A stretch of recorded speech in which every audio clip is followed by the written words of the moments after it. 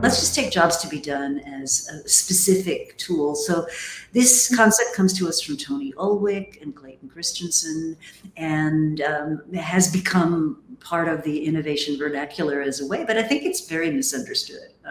So what Clay said years ago was, don't think of customers buying your products and services.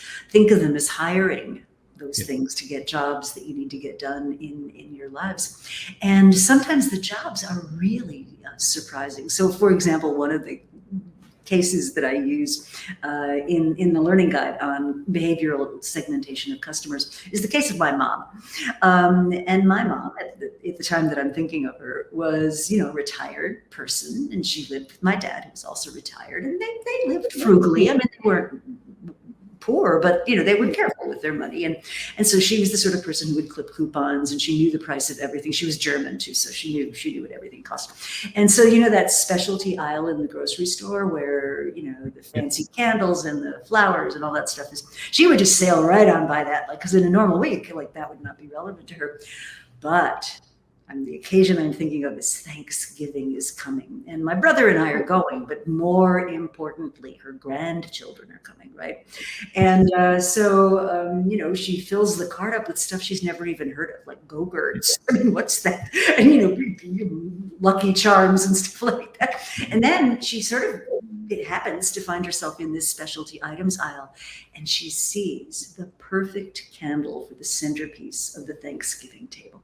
And it costs $36. Now, normal mom would have looked at that and gone, $36 for a candle up. And no discount on it.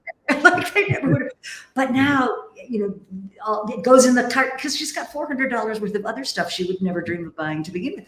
And I think what you need to understand is the job that's getting done is not buying a candle to illuminate a room. It's buying a candle to make a memory that she hopes will be a lasting one for her grandchildren.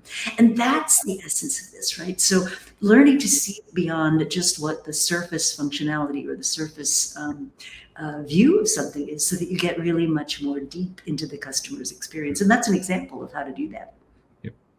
Yep. No, I totally agree. I mean, I would say, especially in the larger corporates, a lot of companies are blind to the idea of what the job really is.